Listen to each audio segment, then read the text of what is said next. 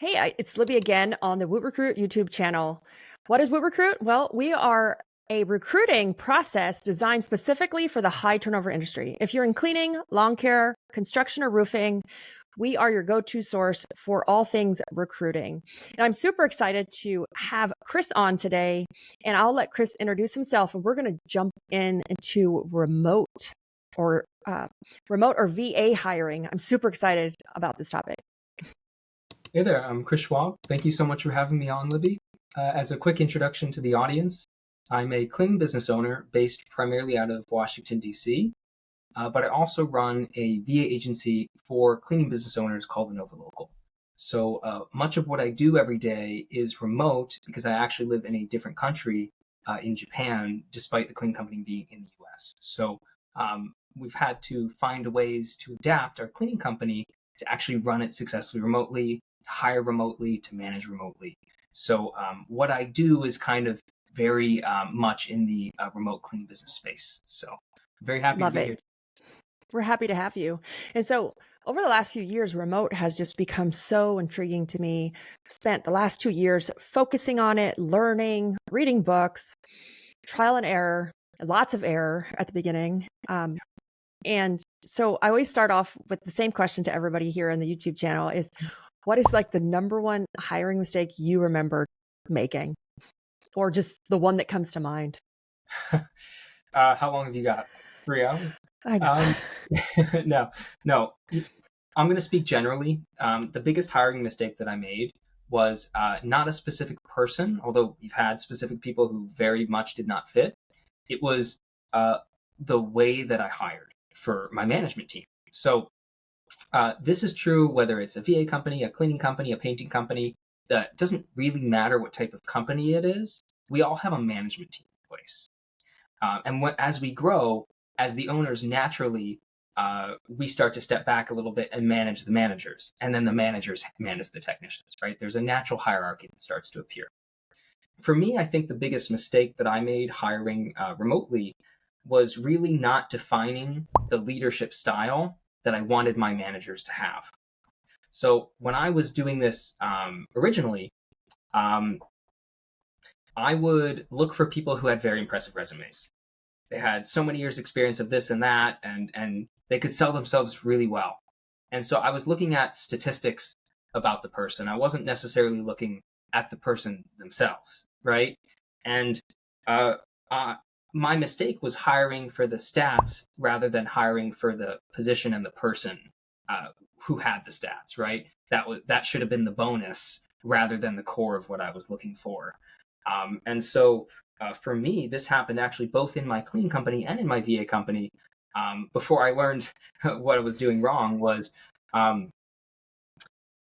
the way that you as the owner perceive your company and your position within the company is different than the way a manager will. And the style that they will manage and lead with is different.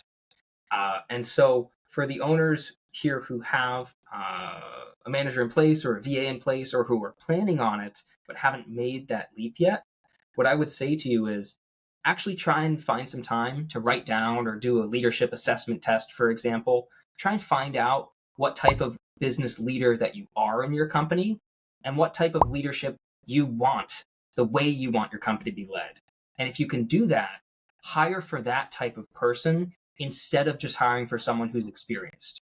If for me, for example, to make it a little more concrete, I'm very freedom focused, very independent focused, very focused on balance and health. Those are the things that I really care about in my business for me, but also for the people who work for me. And when I first hired a manager for my cleaning company, to be honest, it was a terrible fit. They were good at what they did.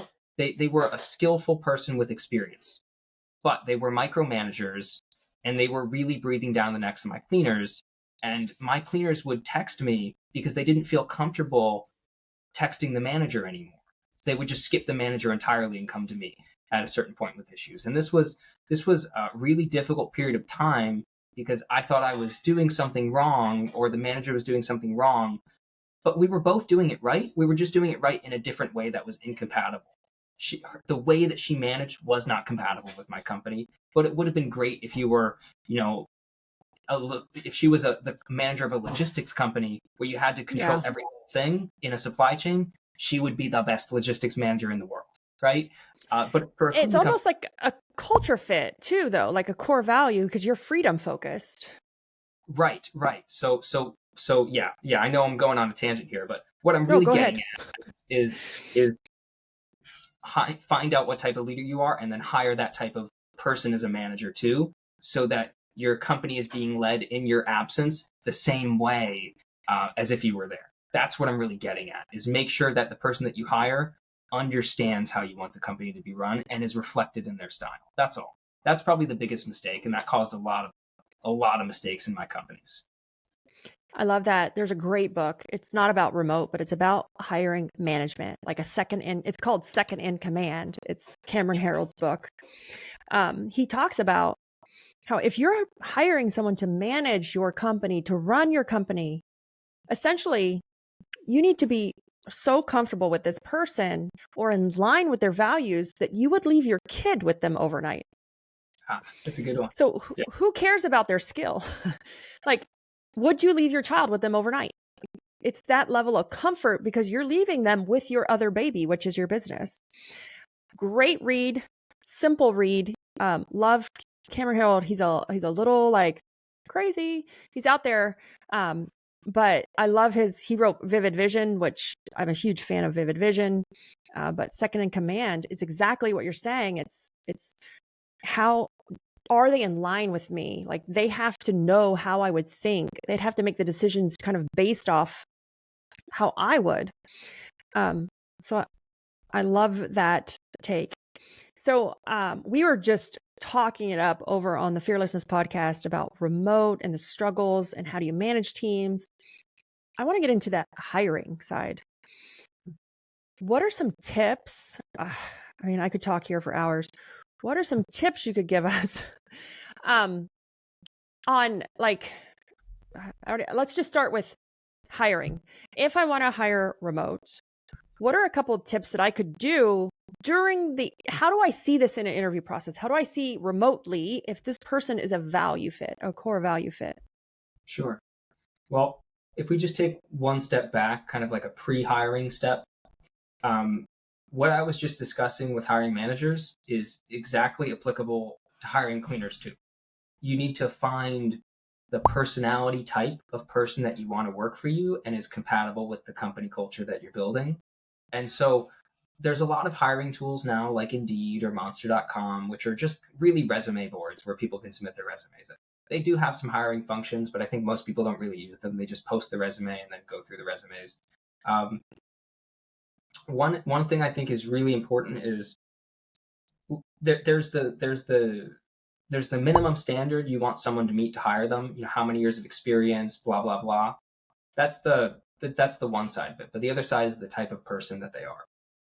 And you need to include both in your hiring process at some point to make sure that you're getting the right person. And so I would say step one, list out the minimum standards that you need. You know, for us as a contractor-based cleaning company, we can't train our cleaners. Therefore, we must have a minimum of 7 to 10 years cleaning experience. That's what we hire based off of. They already need to be experts with a career in the cleaning industry because we can't train them to a minimum standard without breaking those guidelines. Loophole. Do you know that another person can train them? Another subcontractor could train them? I didn't actually know. Yes, loophole. Oh. I learned that from snow removal. I know a lot of people in service-based industries. Yeah. Very cool. I've never heard of this. Wow. Okay. So yes. So that we have a minimum hiring standard depending on what you need, where your customers would be happy with that standard being done. That's the one part. The second step would be define the personality traits of the person that you would want to work in your company. And there's many different ways to do that. I'm sure Libby has great assessments that she could recommend. But there are different hiring tools that big companies use, like corporate companies that have invested tens of millions of dollars into creating custom assessments for this type of thing. And you can use and take inspiration from many of their assessment tools to create your own mini assessment tool for your home service technicians. and you can actually create a custom one just for your company to an extent to find the type of person that you want to hire. That would be step 2, right? This is the preparatory phase before you ever post anything. Step 3, I'm going to plug you a little bit here because I think it's a great tool, but you're going to want to use a tool like WootRecruit, which can automate certain stages in the hiring process so that you can actually filter people effectively. Because sometimes when you put an ad up, you get 5,000 people applying, and that's so many people that you're just going to not do it. You're just going to be overwhelmed. Like you don't even know where to start, right? So you need to have a hiring filtering system. It could be manual. I would argue that that's a little old-fashioned now, but you could create a manual hiring filter that you put people into different stages on, or you could sign up for a tool like WootRecruit, which does a lot of this for you. And then you can set up your stages for your different hiring processes, like job application, what you consider to be immediate no's, which would automatically reject someone, all the way up to the hiring stage, right? So you're going to want to have a filtering system of some sort where you can actually filter people out who are just not suitable up front. That's the kind of very basic, high level first few steps you're going to take. We could talk about remote interviews. We can talk about all of that stuff too if you want, remote orientation and onboarding. But in terms of actually getting a hiring system functional, you're going to need your minimum standards defined. You're going to need some sort of assessment that workers can take to make sure that they're actually effectively the right type of person for your company. And you're going to need a filtering system to filter people out who are not a right fit. Yes. So with this, I have so many thoughts on this, but like with assessments, I just caution people. I love the fact that you can make your own, but I caution people with using certain assessments because you don't know what the fingerprint was made based off of, right?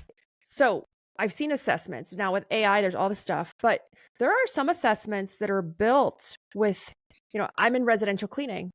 So we have a certain type of person that we're looking for. But if you're using an assessment that was made, let's just say off a garage door person, like a garage door profile, that assessment isn't going to give you accurate information. So we want to make sure that whatever assessments we use, we know that where the fingerprint came from. Or if you're wanting to hire, say like a female for a certain role, like house cleaners, sometimes we struggle with hiring too many men because a lot of women don't want other men in their home, right? Yes, we have men on staff, but that can become an issue. And if that fingerprint was made, there are some fingerprints made for like sales roles where it's more male dominated, more male centric. Just caution you on what assessments you use. Make sure you know the background. Make sure you know what industry, if the assessment was made specifically for a particular type of industry, it may skew your results. You may get false data. So if you want to use an assessment, I like the traditional ones like DISC or Myers-Briggs, where the fingerprint is more broad in general. That's a great, yeah. And I would say too, AI is great, but it's very early days still. I would be a little cautious too of using AI hiring tools. I think if AI is a supplement to it, that's great. But if it's a fully 100%, it's interesting.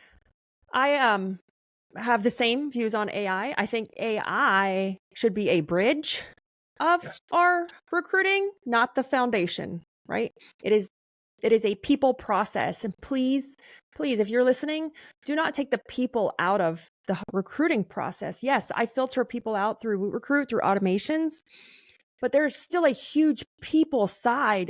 WootRecruit has a whole service side with people that is driven by people providing a service, not just a software.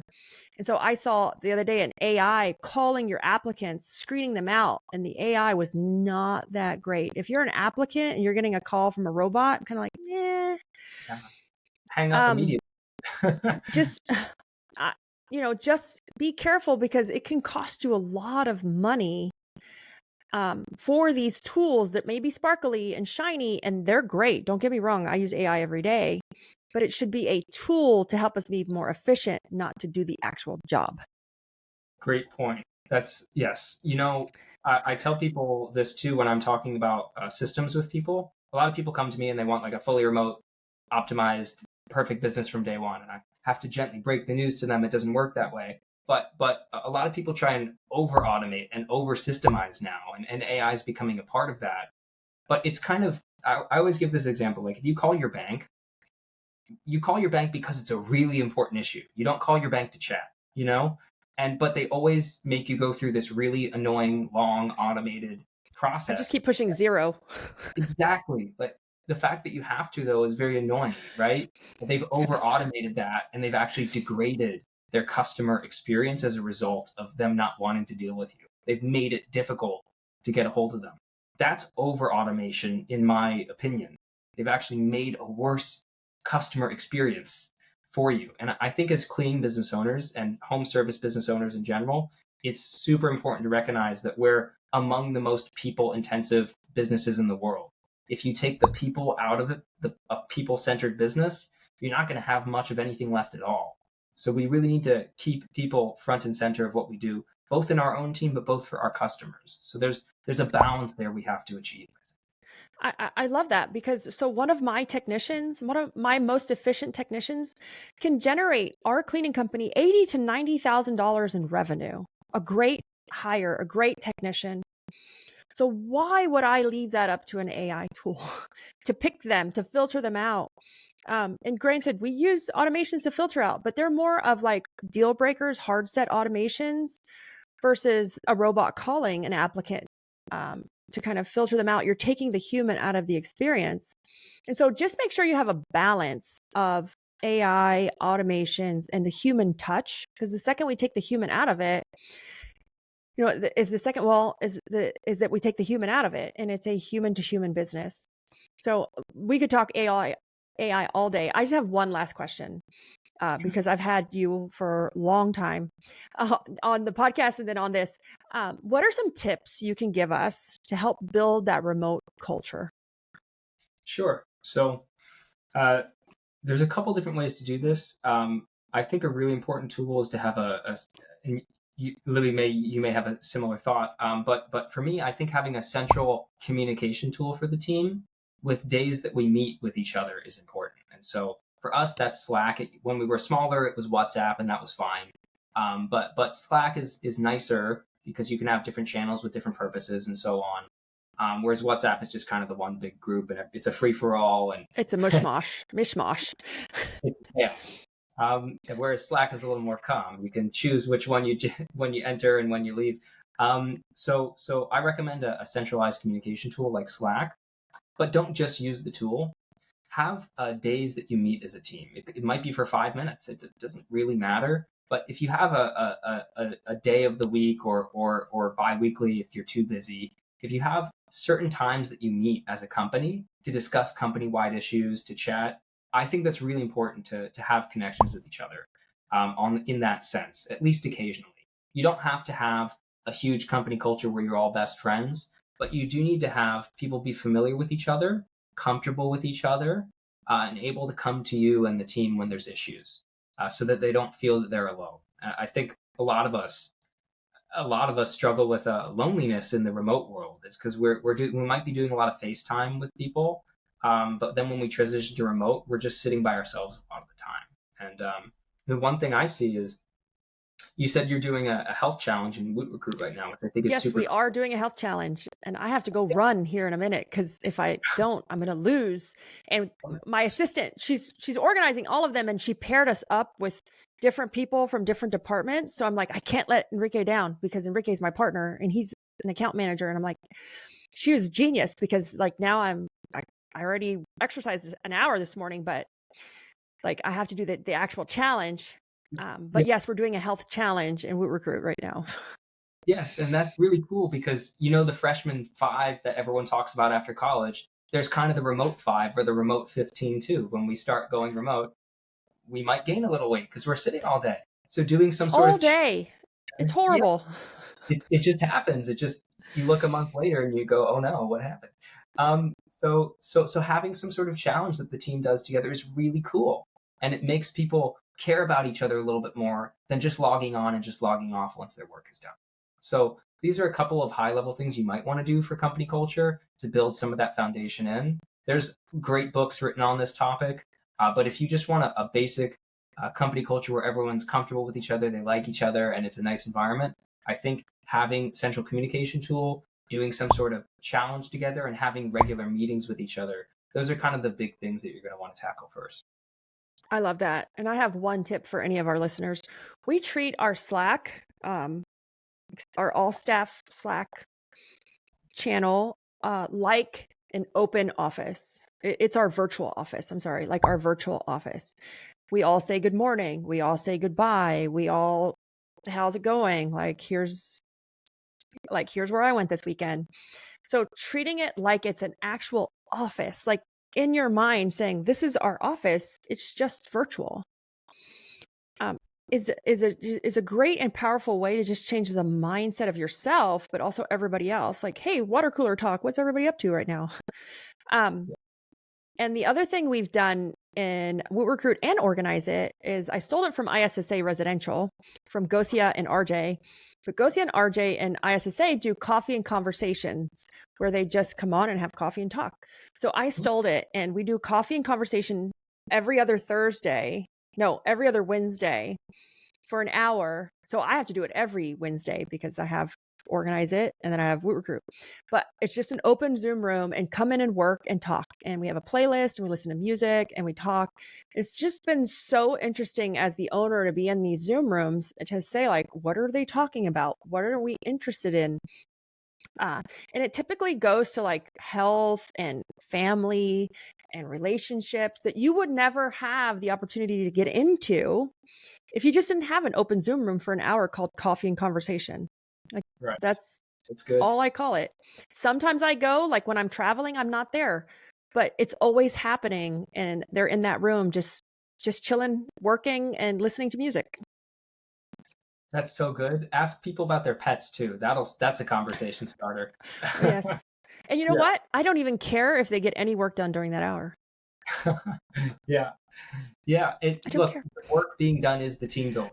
Like that's all that needs to be done that time. I totally, that's great. I think that's a great way to do it. Absolutely. So I've had you for long enough. I've held you hostage. So I'll go ahead and wrap up. So that's a wrap, guys, on today's episode. And again, it was my pleasure to guide you guys with the help of Chris through the ins and outs of effective recruiting in a remote setting.